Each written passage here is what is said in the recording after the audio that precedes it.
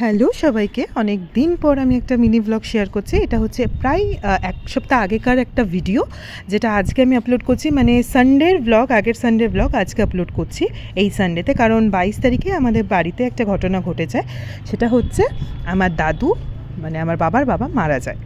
অনেক দিনই ভিডিও কোনো আপলোড করিনি, তো আজকে ভাবলাম অনেক দিনের পেন্ডিং ভিডিও আজকে আপলোড করি। তো সকাল সকাল চলে গেছিলাম জিমে। জিম থেকে বেরিয়ে গেছিলাম একটু ব্রেকফাস্ট করতে বাইরে। তারপরে ওখান থেকে এসে কাজ করে দুপুরবেলা লাঞ্চ করে বেরিয়েছিলাম আমি, মা, বাবা গেছিলাম হচ্ছে গান্ধী মোড়ে বাণিজ্য মেলায়। ওখানে মোটামুটি কিছু জিনিস কিনে গেছিলাম হচ্ছে আমরা খাই মেলা, যেটা হচ্ছিল চতুরঙ্গ মাঠে।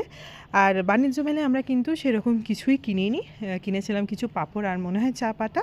কারণ আগেকার ব্লগ তো আমি অতটা মনে পড়ছে না, এখন তোমরা ভিডিওতেই দেখতে পাবে। আর ওখানে কিন্তু একটা ছোট্ট দুর্গা ঠাকুর করেছিল, বেশ সুন্দর, সেটাও এই ভিডিওতে দেখতে পাবে। খাই মেলাতে গিয়ে বোন খেয়েছিল আইসক্রিম, আর আমি খেয়েছিলাম একটা ব্লু লেগন মোহিতো। কারণ আমরা লাঞ্চ করে বেরিয়েছিলাম, তো সেখানে আর কিছুই খাইনি, খাওয়ার কোনো ইচ্ছাও ছিল না। ওখান থেকে বেরিয়েই আমরা গেছিলাম হচ্ছে ইস্কন মন্দিরে। অনেক দিন পর আমরা ইস্কন মন্দির গেছিলাম। ওটা খুব সুন্দরভাবে ডেকোরেট করা হচ্ছিল, কারণ ২৪ তারিখ থেকে হওয়ার কথা ছিল হচ্ছে খাদ্য মেলা আর গীতা মেলা। বেশ সুন্দরভাবে ডেকোরেট করেছিল। তো আমরা ওখানে গেলাম। ওখান থেকে বেরিয়ে আমরা গেছিলাম হচ্ছে ব্যারেজে। তো ব্যারেজে গিয়েও অনেক দিন পর ফ্যামিলির সাথে গেলাম ব্যারেজ থেকে ওখানে গিয়ে মাছ কিনতে গেছিলাম ওখানে, কারণ ওখানে খুব ফ্রেশ মাছ পাওয়া যায়।